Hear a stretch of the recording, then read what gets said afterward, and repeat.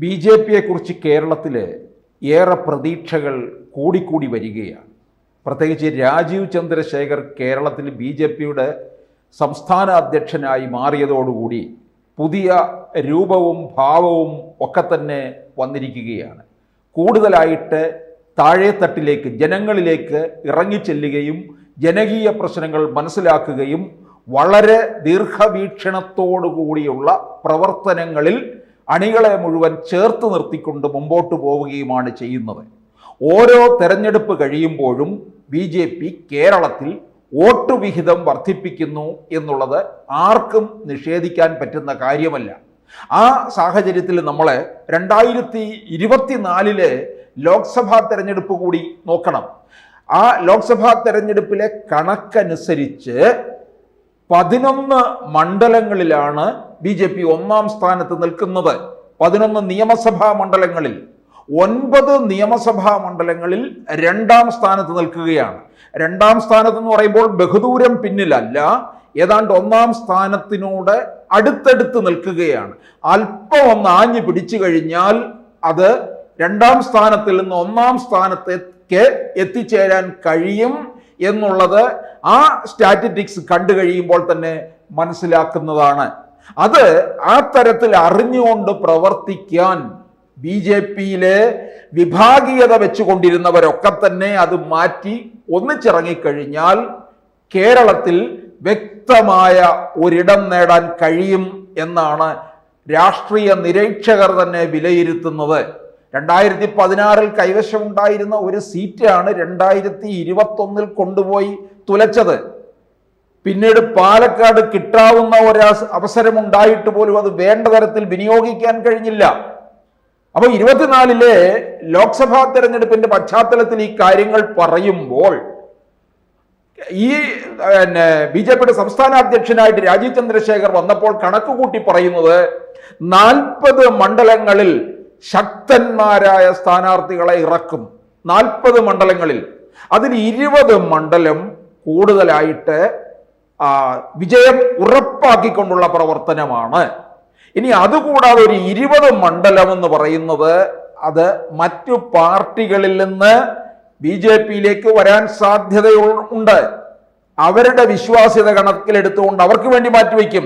ഒരു 20 സീറ്റ് ക്രൈസ്തവ മേഖലകളിലുള്ള അവർക്ക് വേണ്ടി മാറ്റിവെക്കും. ക്രൈസ്തവ സഭകളിലെ പ്രധാനികളായിട്ടുള്ളവരുണ്ട്, ബി.ജെ.പിയോട് അനുഭാവം പ്രഖ്യാപിച്ച് നിൽക്കുന്നവരുണ്ട്. അവരിൽ മത്സരിക്കാൻ തയ്യാറെടുക്കുന്നവർക്ക് വേണ്ടി മാറ്റിവെക്കും. അങ്ങനെ ബി.ജെ.പി കൃത്യമായ കണക്കുകളോടുകൂടി ഒരു ചുവടുവയ്പ്പാണ് നടത്തുന്നത്. ഈ സാഹചര്യത്തിലാണ് നിലമ്പൂർ ഉപതെരഞ്ഞെടുപ്പ് വന്നിരിക്കുന്നത്. നിലമ്പൂർ ഉപതെരഞ്ഞെടുപ്പിലും ബി.ജെ.പി മത്സരിക്കുമോ എന്നൊരു ചോദ്യം ആരുടെ ഭാഗത്ത് നിന്നും ഉണ്ടാകത്തില്ല.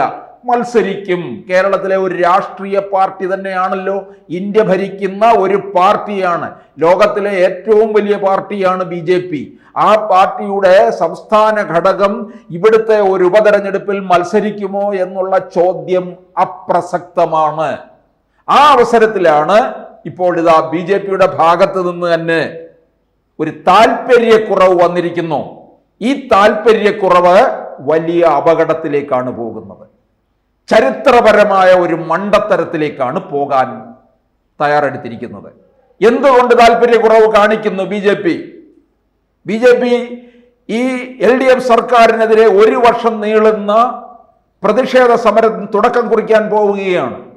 കഴിഞ്ഞ ഒരു ദശകത്തിനുള്ളിൽ വീണ കേരളം എന്ന മുദ്രാവാക്യം ഉയർത്തിക്കൊണ്ടാണ് പ്രതിഷേധം നടത്താൻ പോകുന്നത്. രാജീവ് ചന്ദ്രശേഖർ തന്നെയാണ് അതിന് നേതൃത്വം കൊടുക്കുന്നതും. അങ്ങനെ സർക്കാരിനെതിരെ 1 വർഷം നീണ്ടു നിൽക്കുന്ന പ്രക്ഷോഭത്തിലേക്ക് പോകാൻ പോകുന്ന പാർട്ടി എന്തുകൊണ്ട് നിലമ്പൂരിൽ താല്പര്യക്കുറവ് കാണിക്കുന്നു? പലരും പലതരത്തിൽ പല ദുർവാഖ്യാനങ്ങളും ഒക്കെ ബി.ജെ.പിക്കെതിരെ നടത്തിക്കൊണ്ടിരിക്കുന്നുണ്ട്. ബി.ജെ.പി CPM ബാന്ധവമുണ്ട് എന്നൊക്കെ, ഒരു അന്തർധാരയുണ്ട് എന്നൊക്കെ. തൃശ്ശൂരിൽ പാർലമെന്റ് സീറ്റിൽ സുരേഷ് ഗോപി വിജയിച്ചത് അവിടെ ഈ CPMകാരും പോലീസ് ഉദ്യോഗസ്ഥന്മാരും കൂടി ചേർന്നുകൊണ്ട് പൂരം കലക്കി. ആ പൂരം കലക്കി കൊടുത്തത് ബി.ജെ.പിക്ക് വേണ്ടിയാണ് എന്നുള്ള ഒരു പിന്നാമ്പുറ വർത്തമാനമുണ്ട്.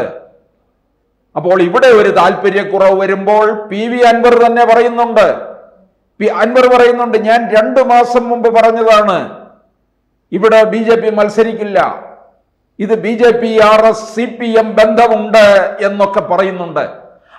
അങ്ങനെ 2 മാസത്തിന് മുമ്പ് അൻവർ പറഞ്ഞ ആ പ്രസ്താവനയ്ക്ക് ഒന്നുകൂടി ആക്കം കൂട്ടുകയല്ലേ, അതിന് ശക്തി പകരുകയല്ലേ BJPയുടെ ഈ താല്പര്യക്കുറവ്?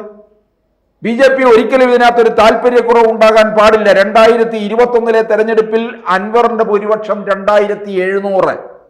BJP സ്ഥാനാർത്ഥി അന്ന് അവിടെ TK അശോക് കുമാറാണ്. അശോക് കുമാർ നേടിയത് 8525 വോട്ടാണ്. അതായത് 4.96%. നോക്കണം, അത് സാമുദായികമായിട്ട് ആർക്ക് മുൻതൂക്കമുള്ള മണ്ഡലമാണെന്ന് ഏവർക്കും അറിയാവുന്ന കാര്യമാണ്. BJP ഇപ്പോഴാണ് ക്രൈസ്തവ വിഭാഗവുമായിട്ട് കൂടുതൽ അടുത്തിരിക്കുന്നത്. അപ്പോൾ ഈ 4.96% എന്നുള്ളത് തീർച്ചയായിട്ടും അവർക്ക് ഒരു 6% എത്തിക്കാൻ കഴിയും. ക്രൈസ്തവ വോട്ടുകളും എന്തിന് മുസ്ലിം സമുദായത്തിലുള്ളവർ പോലും BJPയോട് അനുഭാവം പ്രഖ്യാപിക്കുന്നുണ്ട്.